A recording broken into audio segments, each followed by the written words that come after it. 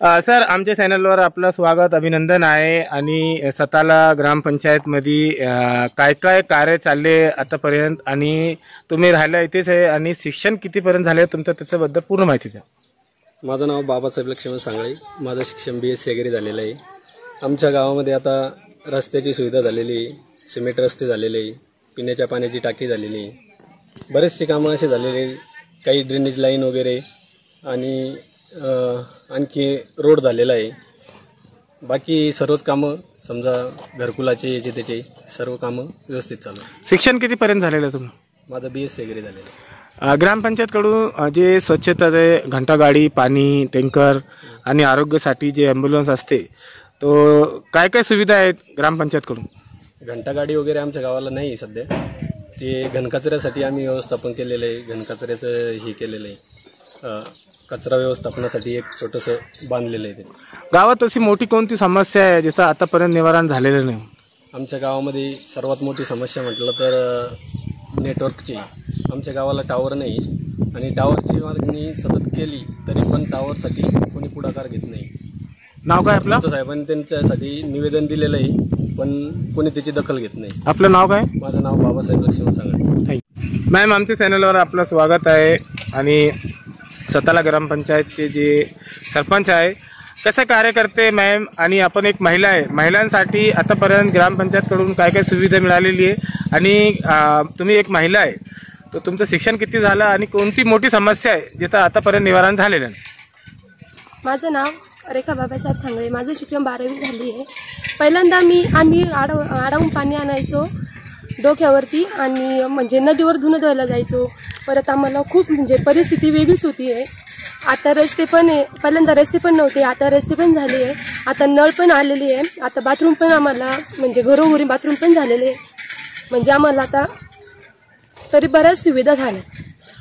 आम्हाला आता आम्हाला नेटची गरज आहे. नेट आम्हाला अजिबात नाही आहे फोन लावायला, टावर देणे. महिलांसाठी मी प्रश्न विचारले की ग्रामपंचायतकडून महिलांसाठी काय काय आतापर्यंत सुविधा मिळाली, जसं घरकुलची स्कीम आहे आणि वेगवेगळी स्कीम असते महिलांसाठी. आतापर्यंत काय लाभ मिळाले महिलांना?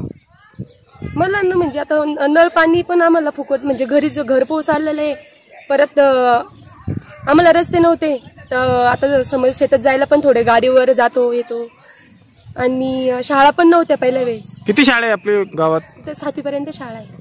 एक ही शाळा आहे? हो, 7वी पर्यंत शाळा आहे. नाव काय आपला? रेखा बाबासाहेब सांगा. सरपंच सर, आमचे चॅनलवर आपला अभिनंदन, स्वागत आहे. आणि ग्रुप ग्रामपंचायत सताळा, आपला कार्यकाल किती वर्षाचा झाला आणि आपले सभासदांची संख्या किती आणि गावातली लोकसंख्या किती आहे, त्याच्याबद्दल पूर्ण माहिती द्या. ग्रुप ग्रामपंचायत साताळा, कनकुरा आणि साताळा आणि सर्व या गावाची संख्या 2000 आहे. समजा ग्रुप ग्रामपंचायतमध्ये मी रामभाऊ सांगळे सरपंच. आपल्या गावात सदस्य 9 आणि लेडीज 5 आणि पुरुष 4. उपसरपंच कोण आहे सर? उपसरपंच माणिक दशरथ साळे. सर, आतापर्यंत आपले 2.5 वर्षात कार्यकालात काय काय जनतेसाठी काय काय कार्य केले आपण? आपल्या कार्यकाळामध्ये 4 सभागृह झाले. एक 2 आपलं सताळ्याला एक मागासवर्गाचं सभागृह झालेलं आहे. कणकोऱ्याला एक मागासवर्गाचं सभागृह झालेलं आहे. आणि महादेवाच्या मंदिराला सभागृह दिलेलं आहे. तिथे महादेवाच्या मंदिराला सभागृह दिलेलं आहे. विठ्ठल रुक्माईला सभागृह दिलेलं आहे आमदार निधीतून. सर, गावात कोणती मोठी समस्या आहे आतापर्यंत त्याचं निवारण झालं नाही आणि आपण शासनाकडून मागणी केलेली ती? आजपर्यंत आपलं टावर आणि पुलाचं काम आणि सेफ्टी टँक आणि गावातली ती पाईपलाईन. ते आता आम्ही जनतेला पण विचारले की त्यांनी म्हटले की टावरची सुविधा नाही आणि तुम्ही 2.5 वर्ष झाले सरपंच होऊन, तर आतापर्यंत टावर कसा बसण्यात नाही आले? सर मागणी केली पण झालेली नाही. कोणाला मागणी केली? खासदाराला केली, आमदाराला केली, आता आमदाराला करेल. काय आश्वासन मिळाले सर तुम्हाला? करतो म्हणून सांगितलं. गावात सर्व मोठा कोणता प्रश्न आहे जिथं आतापर्यंत निवारण झाला नाही? हाच प्रश्न आहे टावरचा आणि पुलाचा. घरकुलची जे स्कीम आहे आतापर्यंत किती लोकांना लाभ मिळाला 104 घरकुल झालेली आहे आणि सर्वे कितीच झाले? 75 घर अजून समजा होणारे आणि सर्वे 250 घरकुलाचा झालेला आहे. ग्रामपंचायत कडून जे सुविधा असते जनतेसाठी आरोग्याची आणि पाणी टँकर आणि जे घंटा गाडी असते त्याची काय सुविधा आहे आपल्या ग्रामपंचायत? आरोग्याला आम्ही आरोग्याला बी पैसे देत असतो आणि आपले शाळेला बी हे आणून देत असतो, सामान आणून देत असतो आणि टँकर माग 1 वर्ष फक्त दुष्काळ पडला आमच्या. सर, शेतकऱ्यांसाठी शासनाकडून जे मनरेगा आणि दुसरी स्कीम असतात तो कोणकोणती स्कीम आतापर्यंत शेतकऱ्याला मिळालेली आहे? सर, कोणतीच समजा ते शेतकऱ्याला जे स्कीमी ज्या मिळणार आहे मनोरंजच्या त्या स्वतंत्र मिळायला पाहिजे.